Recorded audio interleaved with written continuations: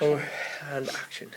So, this is Blind Man's podcast, and I've got a very special guest today who's actually used to being on t'other side of the camera. So this is quite a bit of rare footage. It's Mr. Jimmy France. How are you doing? Not too bad, Richie. How's yourself? Yes, I'm good. So I like to go back to the beginning in my podcasts to get everybody to understand the man before the legend, right? So I want to know where you were born and what your childhood was like. Well, going that far back, I had a lovely childhood. Mm-hmm. Had a great childhood. Grew up in a loving family. Had a house with an orchard and apples and plums and pears and everything. And it was idyllic. It was great. Grandparents, mum and dad, and my brother David. Mm-hmm. We lived a lovely life. Looking back, it was a fantastic Back life. in the days when you actually played out. Yes, we And did. climbed the trees and ate the fruit on the trees. We did. So We where had- was this? Where you grew up? That was in Northumberland, beside Sea Houses. Right. In Northumberland. Ah, there you go. And so obviously you said your childhood was great. Were you a mummy's boy, a daddy's boy, or were you a bit of both? I think I was a bit of both. I was. We spent a lot of time at my nana and granddad's on a farm, Yep. Tuggle, and it was a great time. At weekends, would be at my nana and granddad's on the farm, and then through the week at home, going to school, and it was just fantastic. So this farm, was this like a big farm or a little farm? Was it like all the animals and the dairy products and that, or was it just like the animals and you got to play around them? Yes, my granddad was a groom. He had race horses. Right. So we grew up around race horses very early on, going to the races and things like that. And travelled all over to the race courses, Newcastle, Hexham, and Kelso. So that was my life up until I was 10. And then sadly my grandfather died. It's a shame. Did he like to have a little flutter on the GGs on the I race? don't think so. No, it was never. That was never a thing. Right. I think it was more he took the race horses to race. Right. Aye. You know what I mean? But then I wouldn't understand. Like I say, I would be very young. So did your granddad teach you any other things like in life other than showing you the racing and Yes, the principles of life, or how to build things, or? he taught us to be kind. Mm-hmm. He taught us to be very kind. Good. And it was a big shock when he died. It will be. Because I remember the day that he died, and I remember being on the farm for months later, and my granddad wasn't there, so Just felt empty. I would go. If I was in the playing beside the stables, I pretend that he was in the garden, and if I was in the garden, I pretend that he was at the stables, and I think that was Like a comfort thing. like a comfort thing that I told myself. So because he was no longer there, there was me and my brother. So grandma obviously left on her own. Was she holding the fort of the farm, or did she pack it in, or? No, me granddad worked on the farm. Right. I remember my grandmother. She did the meals Right. for the family. Do you know what I mean? And Stereotypical grandma. Yeah, you know that's what it was. Mum and Dad would come up on a weekend, and then we would go away home on the Sunday, and it was very sad. I remember leaving me nana by herself. You see, it's family's everything. You know, we take it for granted, but really, it's all we need and want, isn't it? Really, everyone wants the family. Well, it is. So obviously, you get to 10. Obviously, you had that sad moment in your life, which would have impacted. You move forward, you're into your teenage years. What kind of a teenager were you? Were you a bit of a rocker? What were you? Were you a bit of Jack the Lad, or? I was very quiet when I was younger. I left school at 16 and moved up to Berwick. I was in digs in Berwick because I couldn't drive. Right. I got a job in Berwick, and I made a lot of friends in Berwick and got myself a motorbike, and all me mates had motorbikes. And joined a motorbike gang, and I really became a bit of a rebel. And when I was 17, 18, much to the horror of me parents, my mum and dad, and me grandmother. However, that passed. That was just a phase I went through. And then by the time I was 18, I moved back home. And that was it, really. I just continued as a teenager, like anybody else. I like, going for a drink and going to the local nightclubs on a Saturday and Sunday. Out fishing for a different buzz. Well, yes. So you talk about, obviously you were in a bit of a MC, the motorbike club kind of vibe. Did you tell your mum and dad that you got your bike? Who got you your first bike? What was your first bike? My first bike was a BSA Bantam. Right. It wasn't very reliable. It was I saved up my money from me job, and I bought this BSA Bantam, and it wasn't very good. It wasn't the best of bikes. Did you have to go for your motorbike licence back then? I did, yes. And you done it all yourself? Yep. So did you hide this bike from your parents? No, I didn't. No. So they knew about it? Mum and Dad was very supportive because they knew how I loved motorbikes. I did have a motorbike when I was at school. I had a scrambler. My brother wanted a dog, and I wanted a scrambling motorbike. I got the motorbike, and my brother David says, well, if he's getting a bike, can I have a dog?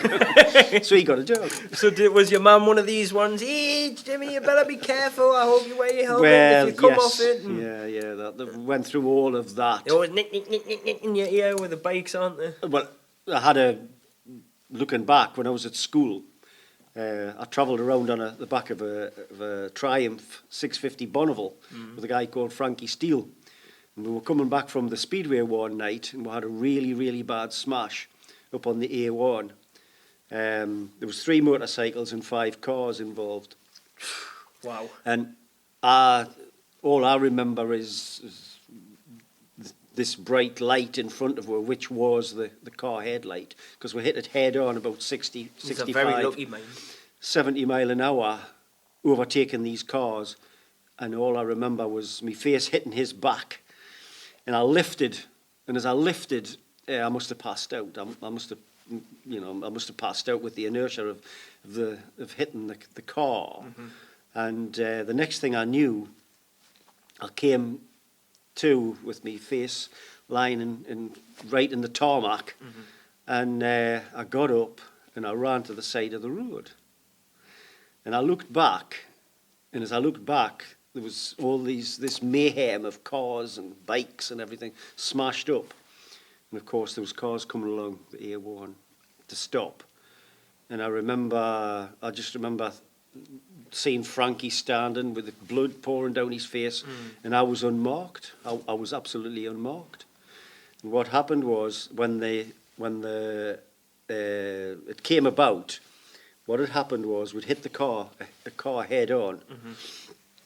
And I'd went over the top of the car, and the bike had spun up in the air. Right. And so when you've come off it, you've kind of saved yourself from all the commotion that Frankie had to deal with. Yes. Now, I'm assuming he survived as well, right? We all survived. Nobody was killed. Wow. They thought I was dead. They thought I'd been killed. Did that not scare you, though, to think, whoa, we need to be, like, because some people come off the bike and think, stuff that, I'm not going on one again. Or you got the other side of the coin where people think, right, we need to be a little bit more mature here. Because the way you've implied what happened, you could have both been dead, to be fair. Yes, very much so. It didn't put us off at all. Shout out to Frankie Steele as well, who sounds like a cross between a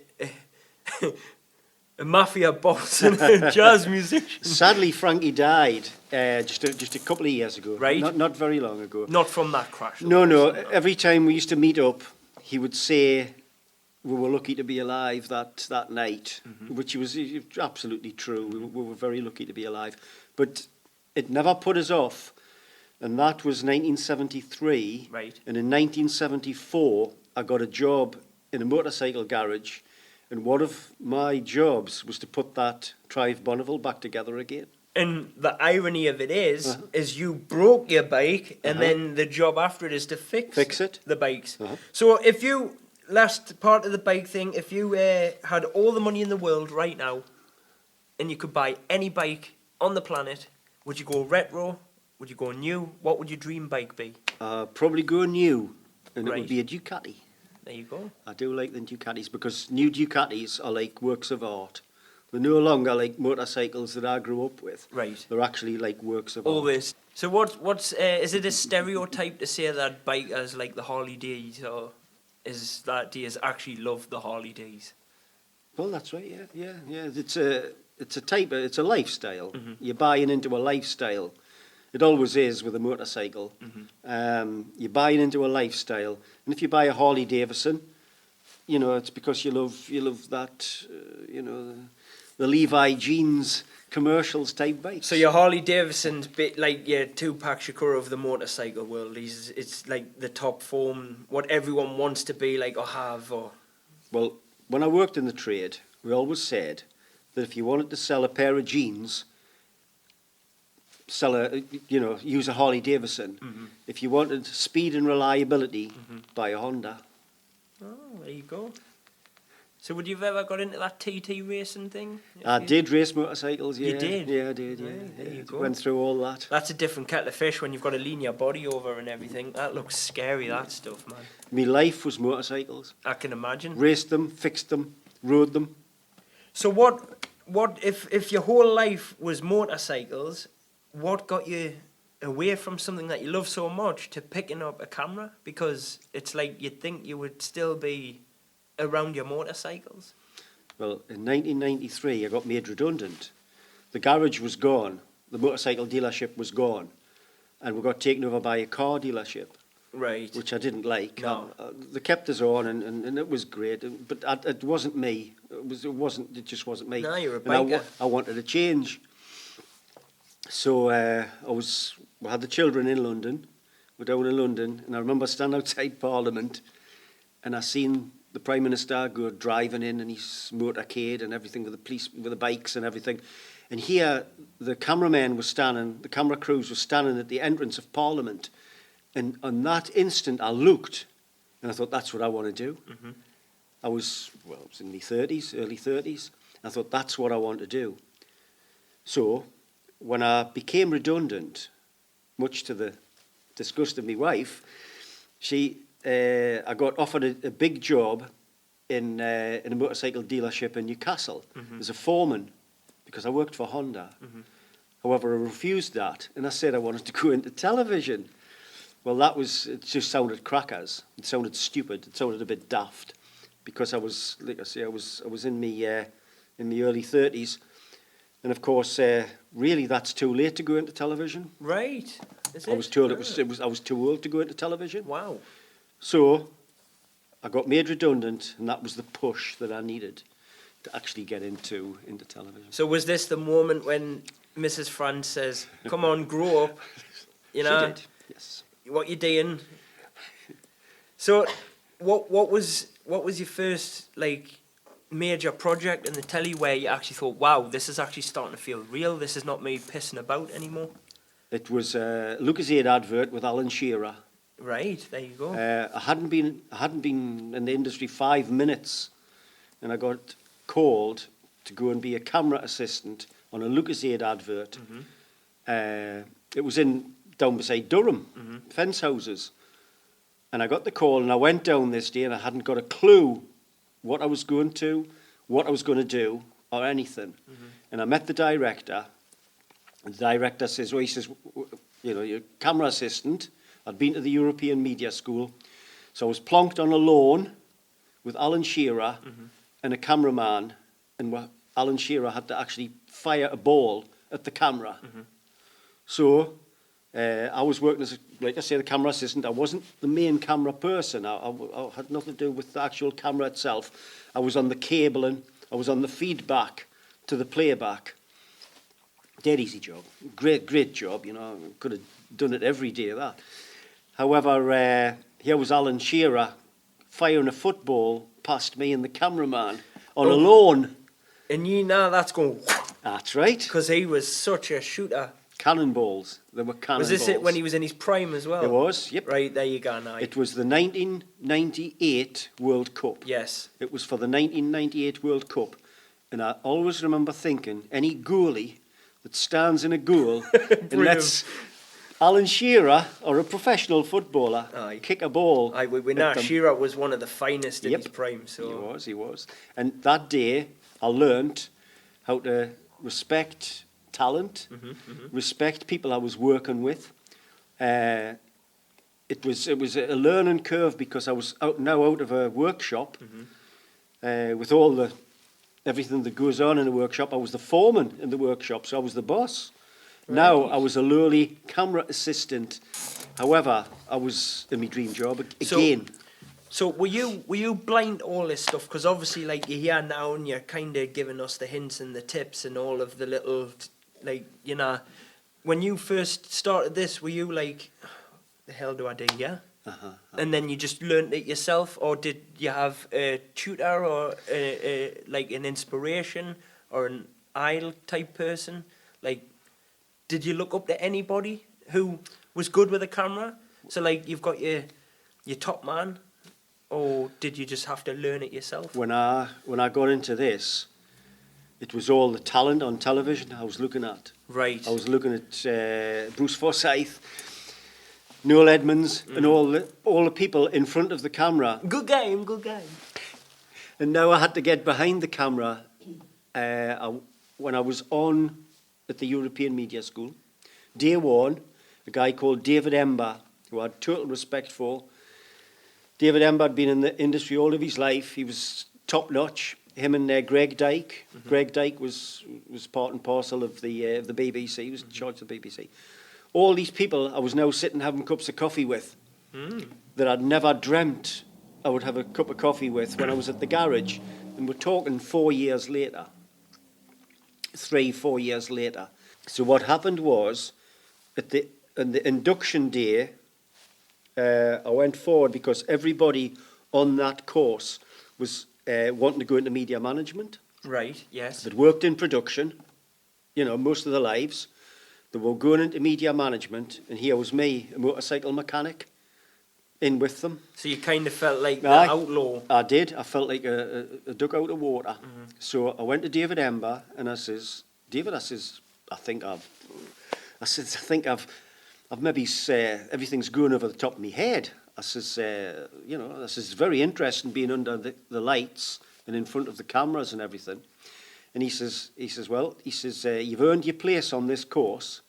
He says, are you enjoying it? I says, it's great. I says, it's fantastic. I says, this is exactly where I want to be. He says, well, drink your coffee and just enjoy it. And go. This is what I tell people now on these courses. You do, aye? Just sit back and take it in, aye? I was in exactly the same position. A little bit younger. I was 36. A little bit younger, but I was in exactly the same position. I was like a duck out of water, a fish out of water. So, at the breaks, I was asking people what it was like to work on Coronation Street in Emmerdale, and they were asking me how to fix their Honda 250. It's ironic, isn't it? It's an oxymoron. You're wanting to learn their trade, and they're wanting you to help them with your old. Yes. So it's like, because you obviously, like you mentioned, you get your Bruce Forsyths, you get your Noel Edmonds, your Michael Barrymores. So we all know them very well. We've even grew up with some of them on the telly. But the question is, though, is the people behind the camera are hidden away, and we don't really know about them. So who, for instance, would you say to the people watching would be the king of behind the camera? For me, it would be Trevor Heron. Right. A guy called Trevor Heron. And what did he do? Was he like... Trevor, he lived at Rock, not far from Sea Houses. He'd worked, he was a producer on The Tube. Right. Remember The Tube for Tyne-Tees? Yes. He was a commissioning editor at Tyne-Tees. And he left Tyne-Tees to start up his own company, Studio Arts Television. Now, I pitched for a job, and he pitched for the same job, and he won it. Right. It was my baby. It was my production, my idea that had been developed. But because of the costs involved, it had to go out to tender. I tendered for my own job, and I lost it to Trevor, which happens. Well, it does. And he came to the house and he knocked on the door.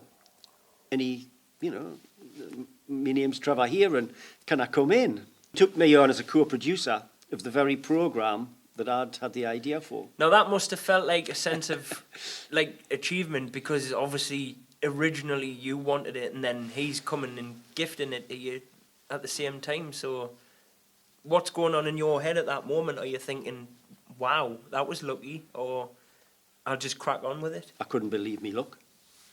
I couldn't believe me luck. I was, I was 40. I was 40-year-old. 40-year-old at this point. And now I was working with Mr. TV himself, Trevor Heron. I was going into Tyne T studios. I was going into BBC studios. I was going to Channel 5 studios. I was working on documentaries. This is a thing that would never have happened to me if I hadn't lost that commission to Trevor Heron. Him and me worked for Tyne Tees for years. We did the making of the Annick Garden, got 3 documentaries for ITV, 2 documentaries for Border Television. We worked on a Channel 5 reality show. I started getting work through my association with Trevor Heron. I started getting work by myself for broadcasters like Channel 4, 10 years younger. So all of a sudden, as it did way back in my motorcycling days, this career really rocketed, and I just couldn't believe it. I couldn't believe that at my age, I was now into my 40s, a wife, 3 children, I couldn't believe me luck that I'd getting this opportunity. So what would you say, out of the whole span of the career from then to now, is the one that always sticks up here and remains in here, in your heart? The motorcycles. And I'll tell you why. It's because I was young. I was left school. Everything was fresh and new. I'll never forget day one in the motorcycle garage when I walked in, my Honda overalls, I'd bought a new toolbox. I just couldn't believe it. I was in my dream job. I was in heaven.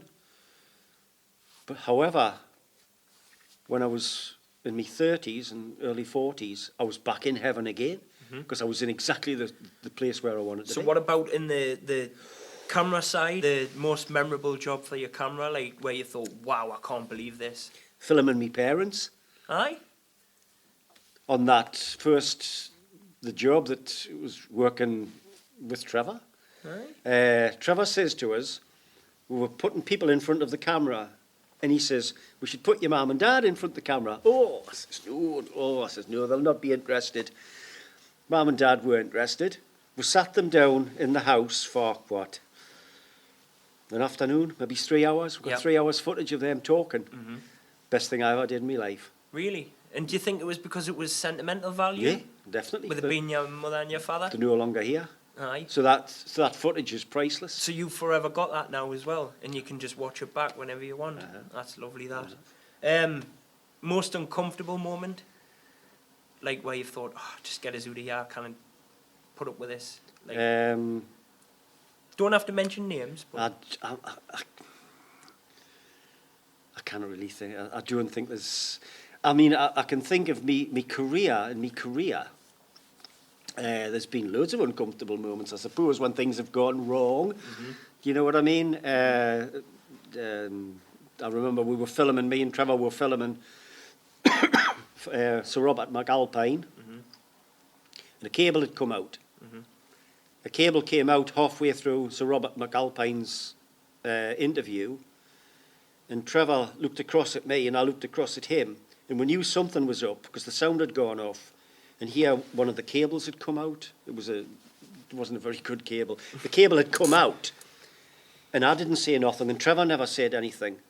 And I remember at the end of the interview, Sir Robert McAlpine says, "Is that okay, lads? You know, chaps, is that okay?" We says, "Actually, could you do it again?" Oh no. He didn't he wasn't very happy, but he did it. You know, he did it. So that was an uncomfortable moment. Was but it just there's being a been more. pest, or was it because of the case that it needed done again? It needed done again because it was for ITV. Right. Do you know what I mean? And then obviously that's Yeah. got to be done all proper and... Yep. So- There was one time I forgot the tripod. Oh, you didn't. I forgot the tripod. I went to interview this guy at Alnwick Playhouse. I had to keep the camera on my shoulder. Did the interview. Took it back to the studio, and it went out on breakfast news the next morning. I looked at it. No, I thought, oh, it's a little bit shaky, but got away with it. Arthur Pickering, me editor, he phoned us up and he says, that was fine, Jim. He says, next time, he says, use the tripod. But what I do know is stillness and quiet and moving slowly in a studio helps. Yeah. If you're still and quiet and the camera operator just does their own thing and lets the talent talk and be natural and keep themselves calm. It's just because I was thinking... It's an ambient kind of a thing. I was just thinking, you know, like when, say for example, I don't know, you're on this morning, they go, we'll see you after the break goes, do they get to go, oh, thank God. Yes, for that, yes. and scratch themselves. And then... So, what would you, if you could just pick anything right now, at all, anything you wanted, dream job, camera, where, when, who, what would you do?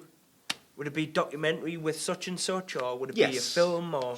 Yes, I've always been documentary orientated. I've never really been into drama. Right. I have worked on drama, and to tell you the truth, drama tends to be a little bit boring. Right. I always think it's a little So you're bit like boring. me, you prefer realness. Yes, action and getting things in the car. So if you could pull anyone out the bag now to get in front of your camera? Barry Sheen, if he was still around. Aye. I was a great admirer of Barry Sheen. I was one of his #1 fans.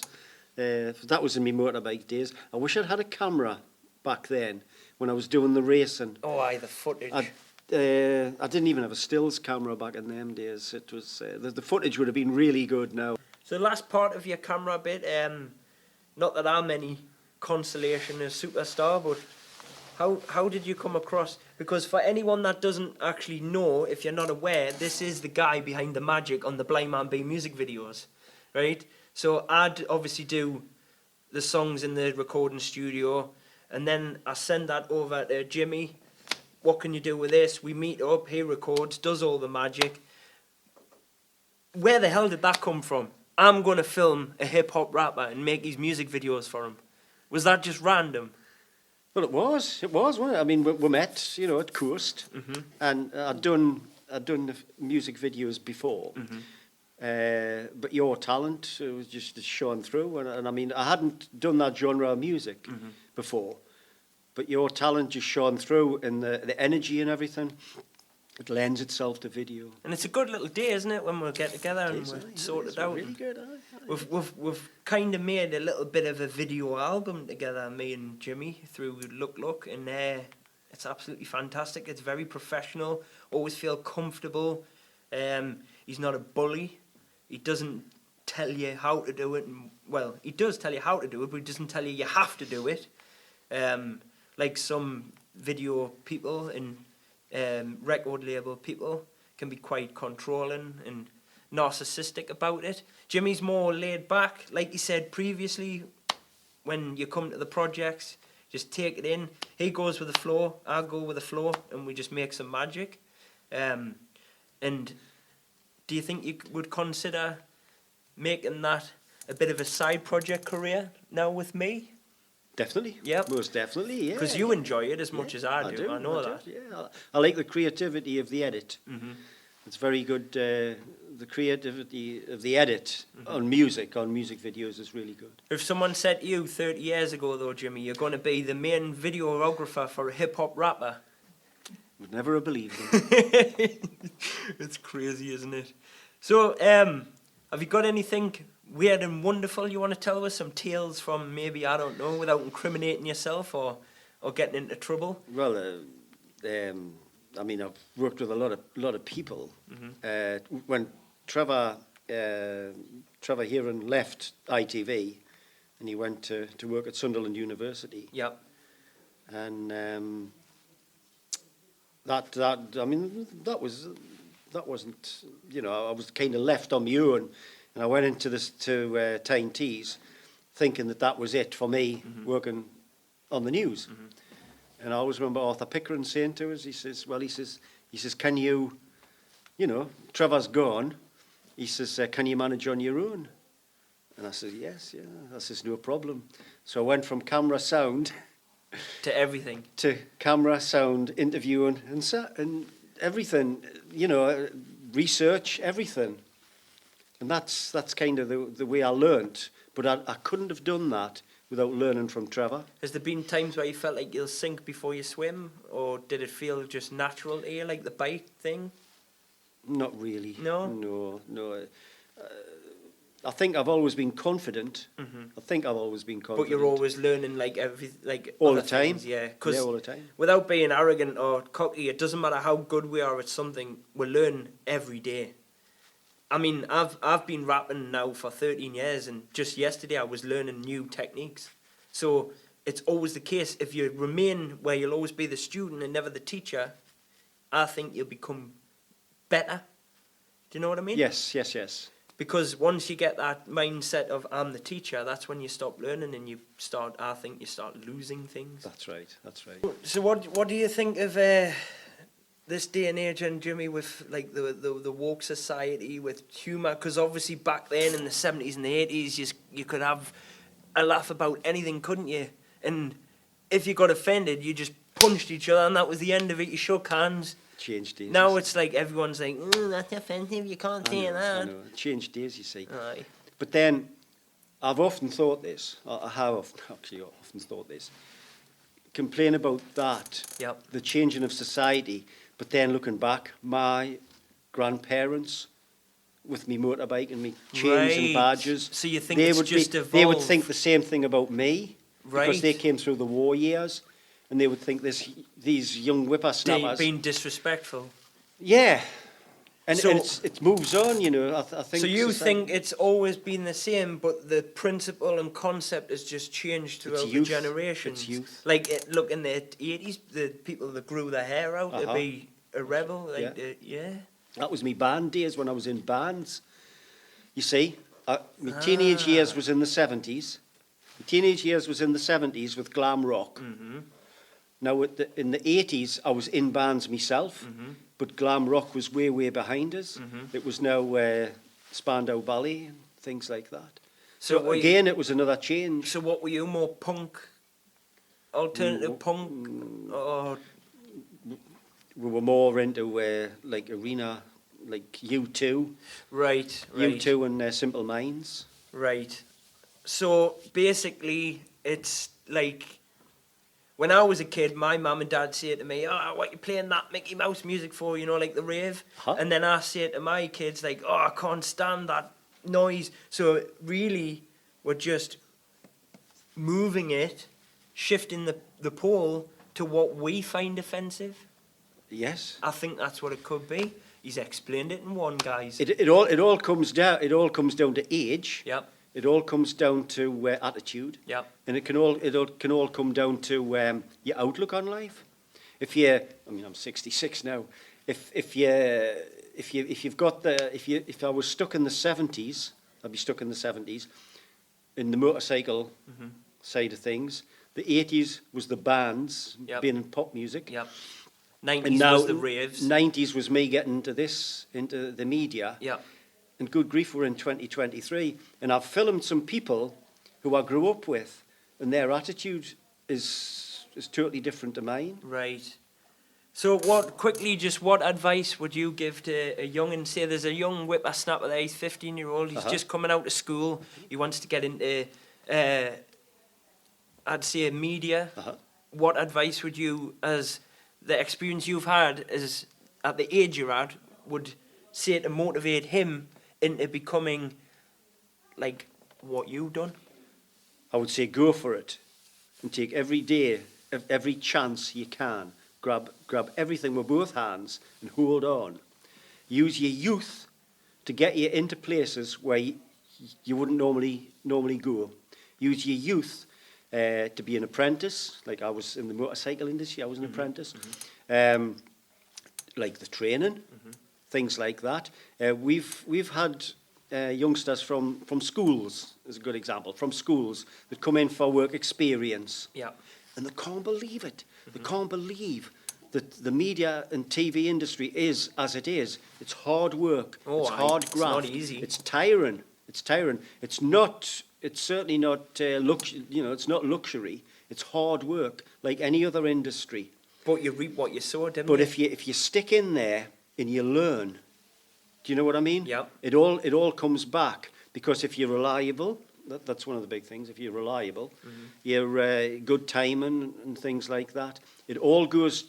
You learn from others, and before you know it, you're actually in there. You're under the lights. You're under the microphones. Just like that, just by working hard, and then you start to learn.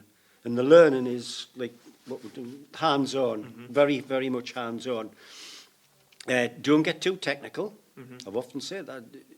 If you go down the technical route, it'll hinder you, because you're thinking everything's technical. Yes. Whereas All too complicated, like Carol there, just a few courses, a few sessions, and she's filming me. Doing a great job. Absolutely fantastic job. And that's what today is about, and this course is about. Well, yes. So basically, 15-year-old out of school wants to be the next Luk-luk Productions. Just go for it. Take everything that you get. Yes. Spot And concentrate as well. Concentrate on maybe one subject, camera, sound. When I got into this, editing was way back in my mind. And yet now, I love editing. And it's a hard job as well. It's a hard job. So there you go, guys. That's the advice from, I would say, what I would like to say, an expert, because he's had plenty of experience. Just last couple of daft things to finish off. Ghosts, yes or no? Do you believe in them? Yes. Yes. Have you seen any on camera? No. No. Old school rock or new school? Old school. Favourite band? U2. Always? Always. There you go. TV or radio? TV. And internet or no internet? Internet. There you go. Thank you very much. Thank you very much. It's been an absolute pleasure. Cheers, mate. Jimmy France there, Luk-luk Productions. Please like his page on Facebook and YouTube as well. Subscribe. That's LUK Productions. And if you want to drop him a message, I'm sure he's fine to give you some advice if you're wanting to get into that side of a career. Trust me, guys, he's the man to speak to. He's like the Dr. Dre of filming and editing. You might say he's not, but I think he is. And there it is. Thank you very much. God bless.